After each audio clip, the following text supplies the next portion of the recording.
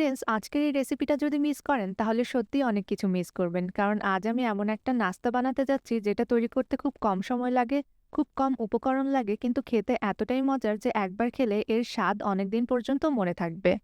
আর যখন দেখবেন নাস্তাটা কত সুন্দর সফট আর স্পঞ্জি হয়েছে, তখন বুঝতেই পারবেন না যে এত কম উপকরণে এমন মজার কিছু বানানো যায়।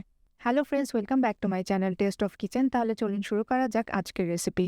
প্রথমে একটা বাটিতে নিয়ে নিচ্ছি 1 কাপ ময়দা, 2 চা চামচ সুজি, 1 চা চামচ চিনি আর 1/4 চা চামচ লবণ। এবার দিয়ে দিচ্ছি একটা ডিম আর হাফ চা চামচ ইস্ট। ডিমটা কিন্তু অবশ্যই নর্মাল টেম্পারেচারের হতে হবে, তাই যদি ডিমটা ফ্রিজে থাকে তাহলে অবশ্যই 30 মিনিট আগে বের করে রাখতে হবে। এখন আমি দিয়ে দিচ্ছি 1 কাপ কুসুম গরম দুধ। এতে করে ইস্টটা সহজেই অ্যাক্টিভ হয়ে যাবে।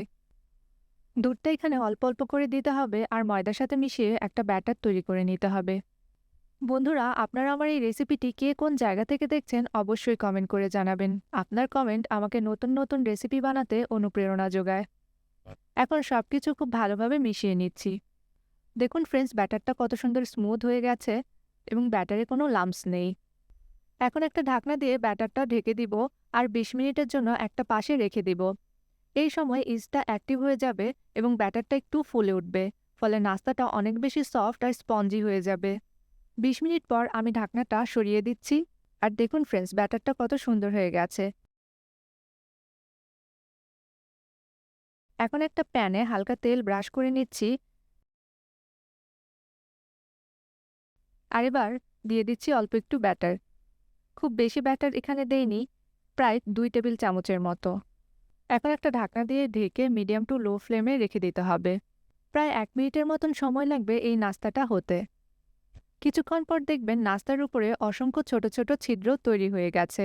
ফ্রেন্ডস, এই ছিদ্রগুলোই বলে দেয় যে নাস্তাটা ভেতর থেকে একদম সুন্দর সেদ্ধ হয়ে গিয়েছে। দেখতেই কত সুন্দর লাগছে, তাই না? এই ছোট ছোট ছিদ্রের কারণেই নাস্তাটা ভেতর থেকে একদম সফট আর হালকা হয়ে থাকে। আর উপরের দিকটাও যখন সেদ্ধ হয়ে যাবে তখন নাস্তাটা তুলে নিচ্ছি।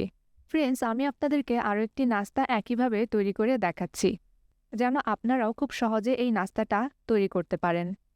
আর দেখুন ফ্রেন্ডস, আমাদের সফট আর স্পঞ্জি নাস্তাটা একদম রেডি। আমি যখন প্রথম এই রেসিপিটা বানিয়েছিলাম তখন বুঝতেই পারিনি এতটা সফট আর মজার হবে, কিন্তু খাওয়ার পর সবাই এত পছন্দ করেছিল যে এরপর থেকে মাঝে মাঝেই এই নাস্তাটা বানাতে হয়। চা, কফি বা এমনিতে খেতে ভীষণ মজা লাগে।